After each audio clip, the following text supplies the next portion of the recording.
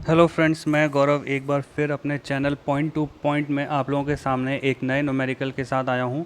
ये numerical nodal analysis के ऊपर बेस है। जैसे कि हमारा चैनल का नाम पॉइंट टू पॉइंट है, हम सिर्फ पॉइंट टू पॉइंट ही बातें करेंगे।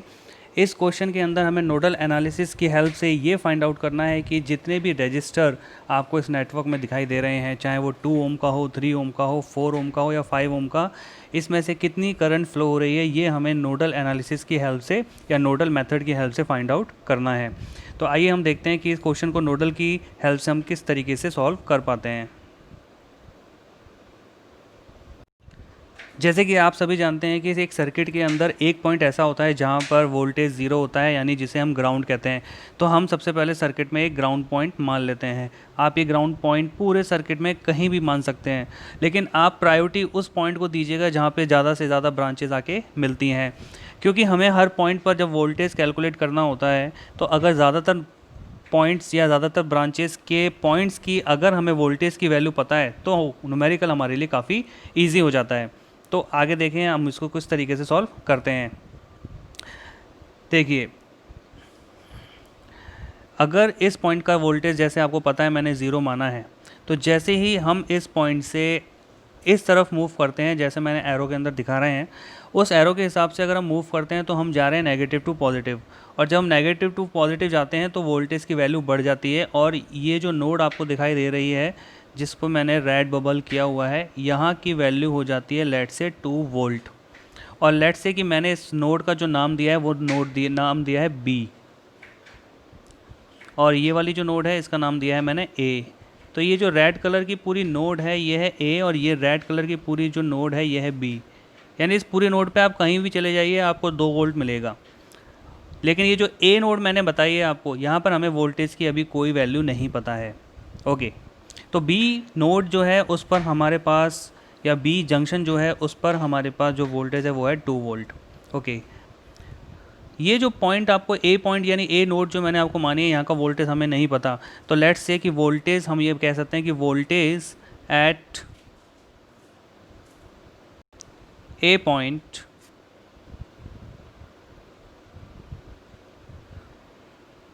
Is V A. ये हमने लेट किया है कि जो वोल्टेज है ए पॉइंट पर उसकी वैल्यू है V A. Okay, B point पर वोल्टेज हमें पता है 2 वोल्ट है, 2 वोल्ट है। एक और ऐसा पॉइंट है या एक और पॉइंट ऐसा जंक्शन है जिसका वोल्टेज हमें नहीं पता, वो पॉइंट है दिस वन। और लेट से कि मैंने इस पॉइंट का नाम दिया है लेट से ए। ये है पॉइंट ए। ए पॉइंट का वोल्टेज हमें नहीं पता। ओके, ए तो हम ऑलरेडी ले चुके हैं तो इसको हम ले लेते हैं सी। ओके, तो let say it is C. Okay, now we are find with the help of nodal analysis कि हर एक पॉइंट पर क्या वोल्टेज होगा। जैसा कि हम जानते हैं कि यहाँ से लेके यहाँ तक का टोटल वोल्टेज ज़ीरो है। ओके, तो हमें यहाँ कुछ फाइंड आउट नहीं करना। रेड कलर से मैंने जो बी पॉइंट मार्क किया है वहाँ का वोल्टेज है 2 वोल्ट। केवल एक ए पॉइंट और दूसरा सी पॉइंट ऐसे पॉइंट है जिसके ऊपर हमें वोल्टेज की कैलकुलेशन नहीं पता, वोल्टेज की वैल्यू नहीं पता। यानी हमें यहाँ पर इन दोनों पॉइंट पर नोडल एनालिसिस की हेल्प से वोल्टेज फाइंड आउट करना होगा, क्योंकि हमारा ऑब्जेक्टिव है हर रेजिस्टेंस के अंदर से फ्लो होने वाली करंट। अगर हमें हर जंक्शन का पॉइंट का वोल्टेज पता नहीं होगा तो हम करंट की कैलकुलेशन नहीं कर पाएंगे। तो let start from point A कि ए पॉइंट पर हम नोडल एनालिसिस अप्लाई कर रहे हैं। और जैसा कि आप जानते हैं नोडल एनालिसिस के अंदर जिस पॉइंट पर हम नोडल एनालिसिस लगाते हैं वहाँ से सारी करंट को आउटगोइंग मानते हैं। ये सारी करंट आउटगोइंग होगी, जो भी उस नोड से कनेक्टेड ब्रांचेस होंगी उनमें सारी करंट क्या होंगी, आउटगोइंग। तो ये मैंने करंट आउटगोइंग यहाँ पे मेंशन कर दिए। अब हम इस करंट की वैल्यू को फाइंड आउट करते हैं। यहाँ का ए पॉइंट का वोल्टेज हमें माना है वी ए।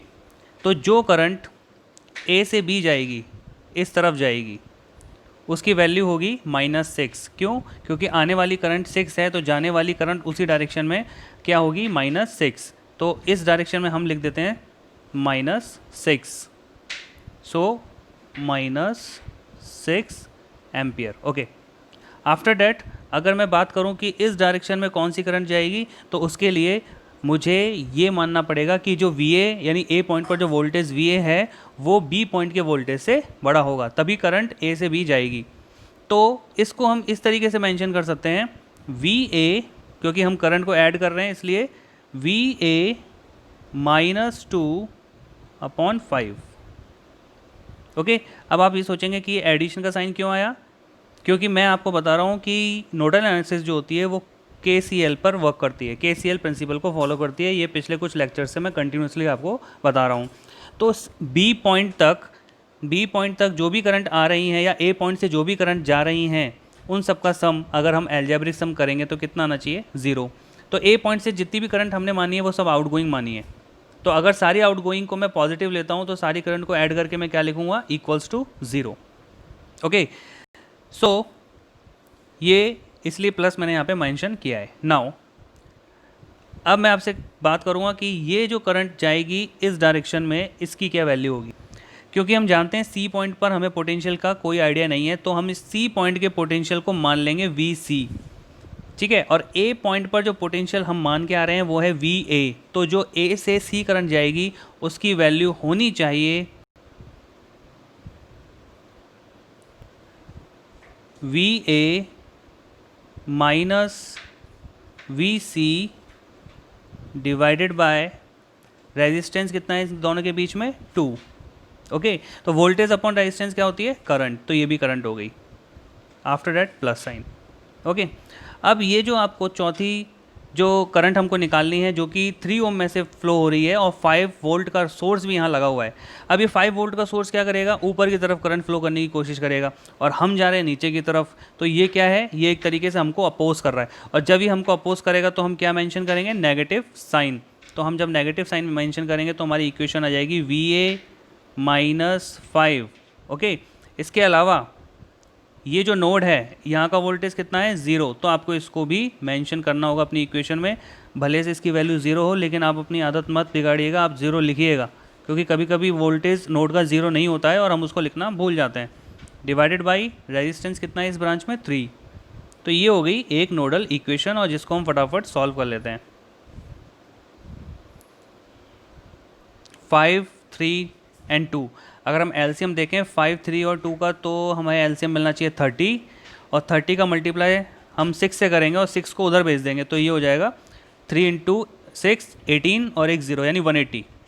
ओके, तो इक्वल्स टू में तो 180 आ जाएगा, क्योंकि -6 उधर जाके प्लस का हो जाएगा। ओके, बाकी जो 5 है वो 30 से जाता है 6 बार, तो हम लिखेंगे यहाँ पे 6VA -6 × 2 = 12 प्लस 2 30 से जाता है 15 टाइम्स, तो 15VA -15VC। ओके, प्लस 3 से 30 जाता है 10 टाइम्स, यानी 10VA -50 इक्वल्स टू 180। ये 180 क्यों आया, देखिए हमारे उस साइड हम 6 को ले जाएंगे तो वो प्लस का 6 हो जाएगा, और जो डिनोमीटर में आपने लिया है वो है 30। तो 30 का मल्टीप्लाई जब 6 से होगा, क्रॉस मल्टीप्लाई करेंगे तो वो हो जाएगा 180। ओके, अब इसमें VA कितने हैं हमारे पास, 10 और 15, 15 और 10 25, 25 और 6 31। तो VA कितने हैं हमारे पास, 31 VA, पहली चीज़। दूसरी चीज़ और भी कुछ है इसमें, VC वो कितनी टाइम्स है, वो 15 टाइम है, और VC सिर्फ -15 टाइम है, तो -15 VC। ओके, इसके बाद बाकी 12 बचा और कोई वेरिएबल नहीं बचा, एक -50 बचा और एक -12 बचा, जो कि 180 के साथ उस साइड जाके ऐड हो जाएंगे। तो हम इसको 180 के साथ अगर ऐड करते हैं तो 180 + 50 कितना होता है, 230, और 230 + 18 कितना होता है, 248। तो ये हो जाएगा 248। ओके, इसको हमने नाम दिया, that is equation number 1। Okay, अब जो C पॉइंट आपको दिखाई दे रहा है, हम यहाँ पे नोडल एनालिसिस स्टार्ट करते हैं लगाना C पॉइंट पे। ओके, C पॉइंट पे जब हम नोडल एनालिसिस लगाते हैं तो हम इस चीज़ का ध्यान रखेंगे कि नोडल एनालिसिस के टाइम जब आप C पॉइंट को मार्क करेंगे तो C पॉइंट से जुड़ी जितनी भी ब्रांचेज उसमें करंट फ्लो स्टार्ट होगी। ओके, तो हम ये वाली जो करंट है इसको यहाँ से रफ कर लेते हैं।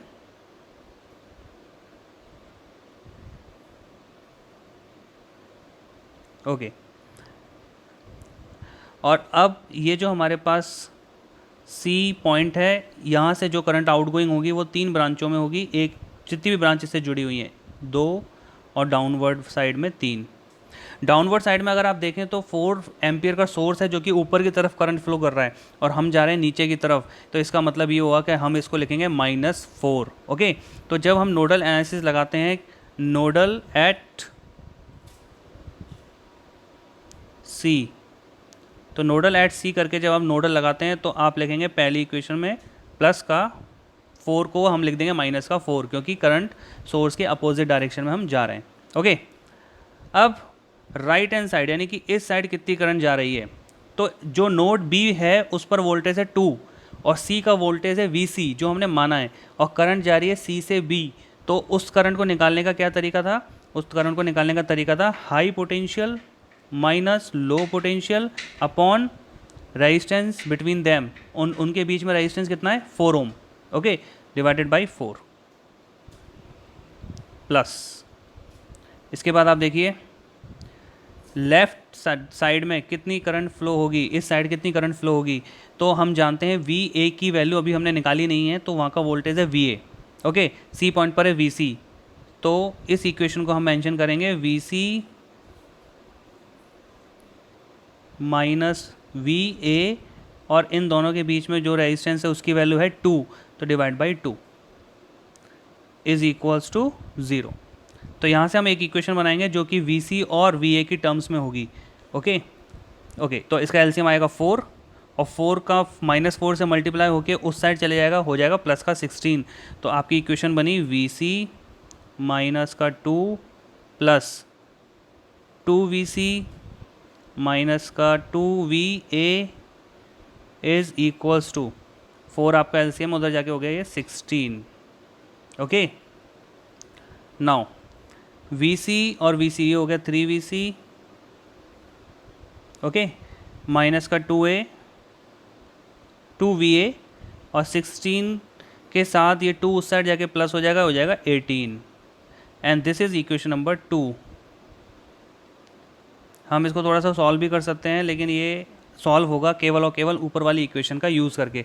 अब इक्वेशन 1 और 2 को हम सॉल्व करते हैं, मैथमेटिकल टूल जो हम यूज़ कर सकते हैं, जैसे सब्स्टिट्यूशन मेथड हम यूज़ कर सकते हैं, हम एक वेरिएबल को निकाल के दूसरी वेरिएबल की वैल्यू रख सकते हैं, हम मैट्रिक्स फार्मूला यूज़ कर सकते हैं। ठीक है, मैट्रिक्स फार्मूला यानी कि क्रैमर रूल होता है जिसमें हम यूज़ कर सकते हैं, जो इसके बारे में ज़्यादा डिस्कशन नहीं करूँगा क्योंकि हम मैथ्स नहीं पढ़ रहे हैं यहाँ पे। तो 2 इक्वेशन को सॉल्व आप कैसे भी कर सकते हैं, कोई वेरिएबल निकाल के दूसरी इक्वेशन में पुट करके आप वैल्यू निकाल सकते हैं। और मैं आपको बताना चाहूँगा कि जो आपकी वैल्यू आएगी, यानी जो VA की वैल्यू आएगी, वो आएगी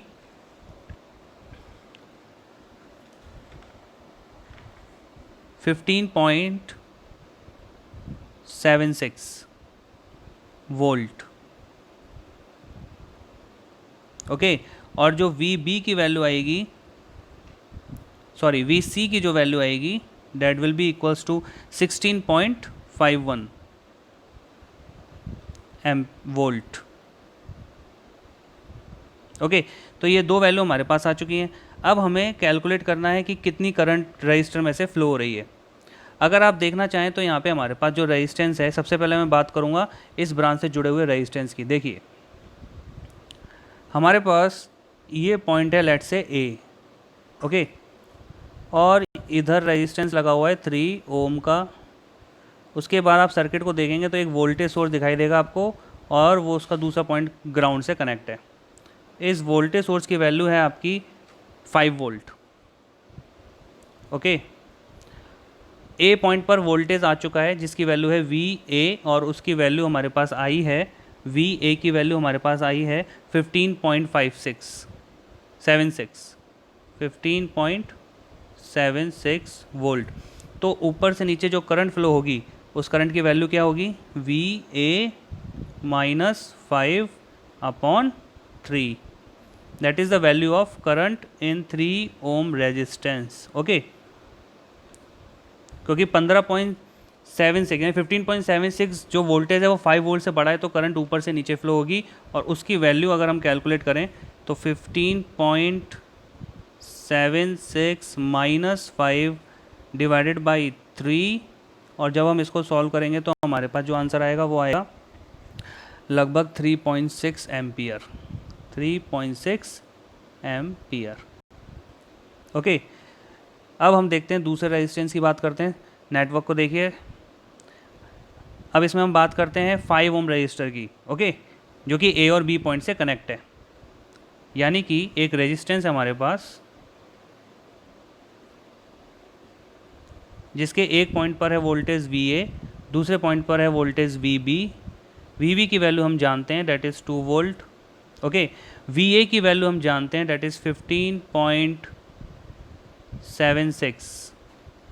रेजिस्टेंस जो इसके बीच में कनेक्ट है उसकी वैल्यू है 5 ओम। ओके, तो यहाँ रखेंगे हम 5 ओम। तो डेफिनेटली डायरेक्शन ऑफ करंट ये होगी 5 ओम में, और उसकी वैल्यू अगर हम निकालेंगे तो कितनी आएगी, 15.76 माइनस 2 डिवाइड बाई 5। और जब आप इसको सॉल्व करेंगे तो आपको जो आंसर मिलेगा वो आंसर होगा 2.76 एम्पियर। ओके, तो ये हमारी दूसरी करंट हो गई। इसके बाद हम बात करेंगे ये 2 ओम रेजिस्टेंस की, जो कि ए और सी पॉइंट के बीच में कनेक्ट है। 2 ओम, देखिए कैसे निकालेंगे 2 ओम की वैल्यू, 2 ओम के अंदर करंट को। देखिए ये पॉइंट है ए जहाँ का वोल्टेज है VA, फिर है 2 ओम का रेजिस्टेंस, और फिर यहाँ पर जो वोल्टेज है वो है VC। ओके, तो करंट जो 2 ओम में जाएगी वो होगा VA माइनस VC। तो VA माइनस VC अगर हम करते हैं तो आंसर नेगेटिव में आएगा। तो आप चाहें तो इसको इस तरीके से निकाल लीजिए, करंट जो होगी 2 ओम में वो VC से VA जाएगी, क्योंकि VC पोटेंशियल बड़ा है। कैसे पता, अभी हमने फाइंड आउट किया था, VC की वैल्यू आई थी 16.51 और VA की वैल्यू आई थी 15.76। ठीक है, और इसमें अगर मैं 2 का डिवाइड कर दूं तो मेरे पास आ जाएगी वैल्यू किसकी, करंट की, और वो करंट की जो वैल्यू आएगी that will be equals to 0.375। जब हम इसको सॉल्व करेंगे कैलसी से तो हमको ये आंसर मिलेगा। ओके, इसके बाद हमारे पास एक और रेजिस्टेंस बचा हुआ है जिसमें हमें करंट फाइंड आउट करनी है, वो है 4 ओम का रेजिस्टेंस, जिसके एक पॉइंट B पॉइंट से कनेक्ट है और दूसरा पॉइंट C पॉइंट से कनेक्ट है। ओके, तो V जो इसमें करंट फ्लो होगी वो C से B होगी, क्योंकि C का पोटेंशियल ज़्यादा है, यानी VC जो है वो बड़ा है VB से, तो करंट कहाँ से कहाँ जाएगी, C से B। कितनी जाएगी वो हम निकाल लेते हैं। So I4 is equals to, VC की जो वैल्यू है वो है 16.51 माइनस B जो है उस पर वोल्टेज है 2 डिवाइडेड बाई 4। तो जब आप इसको सॉल्व करेंगे तब आपको जो आंसर मिलेगा वो मिलेगा 3.63 एम्पियर। तो इस तरीके से हमने ये सारी वैल्यू करंट की निकाल ली है, जो कि हर रजिस्टर में से कितनी करंट फ्लो होती है। I4 4 में से फ्लो होने वाली करंट, 0.375 ओम 2 ओम रजिस्टर में से फ्लो होने वाली करंट 2.76, ये भी 5 ओम में से फ्लो होने वाली करंट। लास्ट वाली जो करंट थी वो 4 ओम में से फ्लो हो रही थी, और लास्ट वन यानी 3.6 ये भी हमने कैलकुलेट कर लिया। तो अगर आप ध्यान से देखें तो यहाँ पे सारी वैल्यू हमने कैलकुलेट कर ली है। अगर आपको ये मेथड समझ में आया हो तो आप लोग प्लीज़ लाइक एंड सब्सक्राइब करें और हमारे साथ जुड़े रहिए। हम ऐसी इंटरेस्टिंग न्यूमेरिकल्स आप लोगों के साथ शेयर करते रहेंगे। Thank you.